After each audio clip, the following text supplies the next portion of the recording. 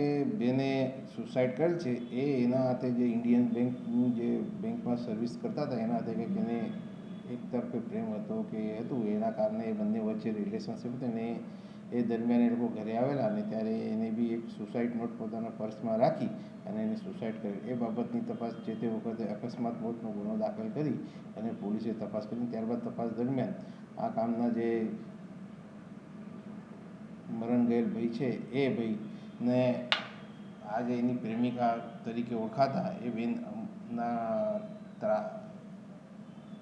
દુષ્પ્રેરણ કે એના કારણે જે આત્મહત્યા કરેલું હોવાનું તપાસમાં જણાયા હતા. આ કામે મરણ જનાર ભાઈના પિતાશ્રીએ અડાજણ પોલીસ સ્ટેશનમાં ફરિયાદ દાખલ કરાવેલ છે.